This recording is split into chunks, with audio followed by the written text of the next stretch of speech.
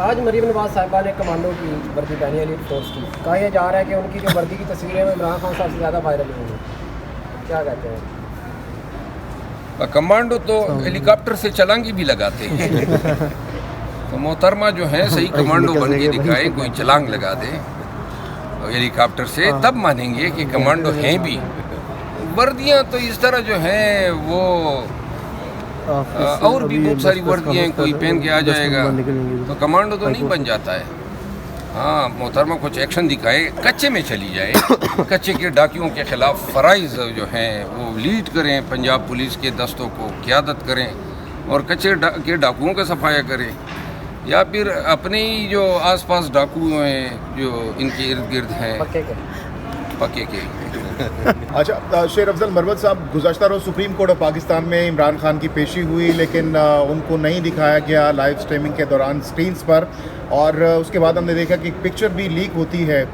تو یہ تمام تر معاملہ ہوا، رات سے ہم نے دیکھا پورا دن یہ ٹاپ ٹرینڈ کرتا رہا، ملین اینڈ بلین ویوز لیے ان ویڈیوز پر لوگوں نے، اور خان صاحب کے چرچے رہے چارسو.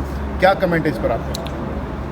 سوال یہ ہے کہ سپریم کورٹ سے بڑی عدالت ہی نہیں ہے پاکستان میں، اور ہر ایک شخص جو ہیں وہ جب عدالت کے سامنے ویڈیو لنک پہ ارگو کرتا ہے یا بولتا ہے یا سامنے آتا ہے تو وہ دکھایا جاتا ہے.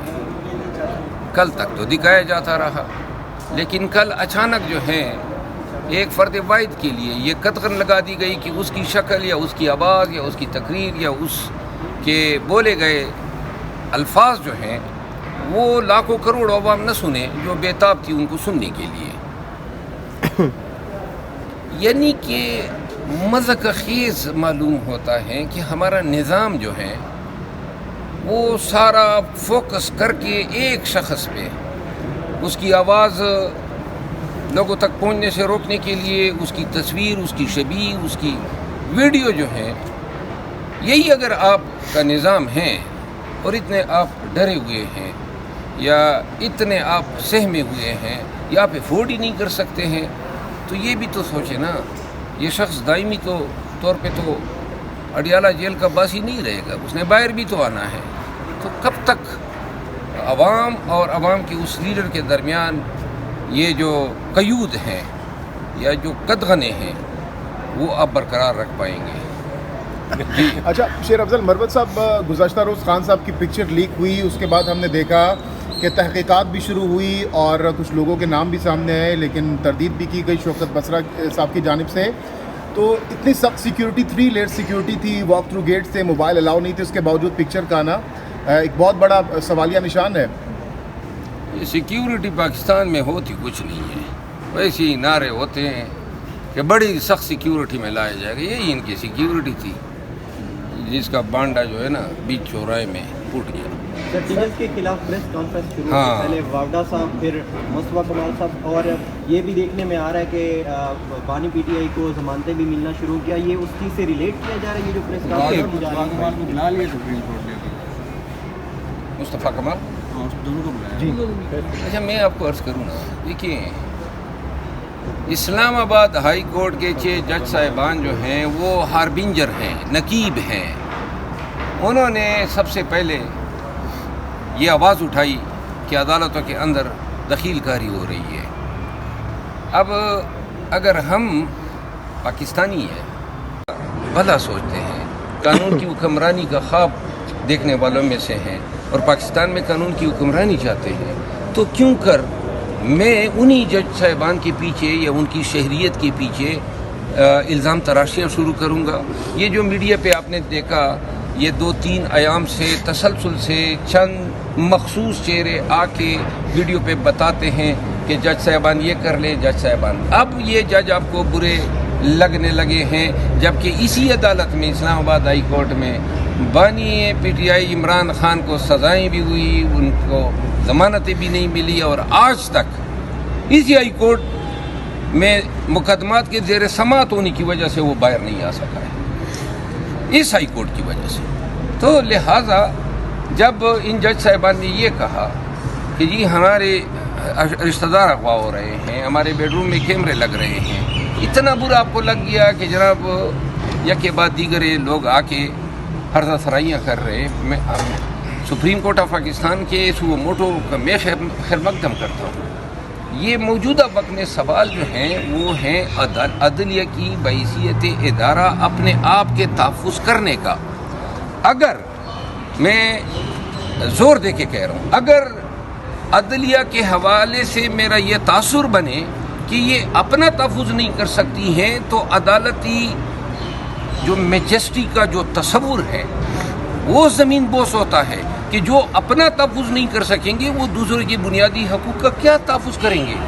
لہٰذا بڑے ہیوج سٹیکس انوالو ہیں نظام عدل کے, نظام انصاف کے, اور ان معاملات پہ میرا خیال ہے کہ سپریم کورٹ آف پاکستان توہین عدالت کے اختیار میں زیرو ٹالرنس کا مظاہرہ. اچھا شیر افضل مروت صاحب, 2 کیسز بنیادی طور پر رہ گئے ہیں, سائفر والا اور عدت کیس. اس میں ضمانت کے بعد خان صاحب کی رہائی کا کہا جا رہا ہے. آپ کیا پریڈکٹ کریں گے, واقعی خان صاحب کی رہائی بہت جلد ہونے جا رہی ہے؟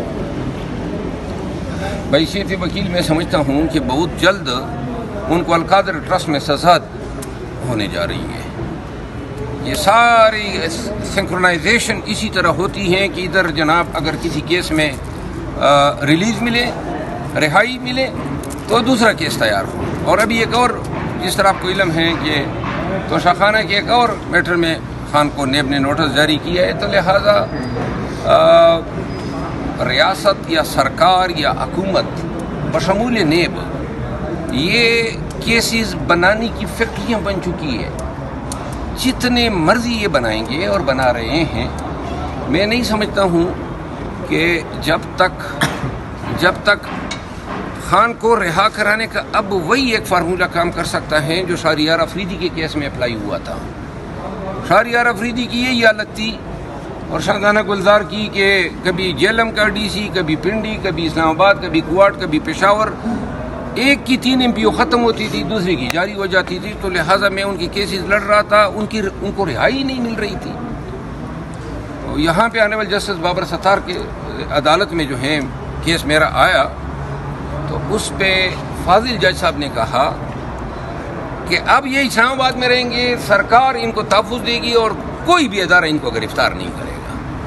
جب تک یہ فارمولے کا اطلاق نہ ہو, خان صاحب کے خلاف یہ کیسز بنتے جائیں گے اور ان کی جو قید و بند ہیں وہ طوالت اختیار کرتے. سر, آپ نے شو کاز نوٹس کا جواب دیا تھا, اس پہ آپ کو کوئی دوبارہ جواب آیا, جواب اس پہ کوئی کارروائی ہوئی ہے یا کیا دوبارہ سے مطمئن ہو گئے ہیں شو کاز نوٹس سے؟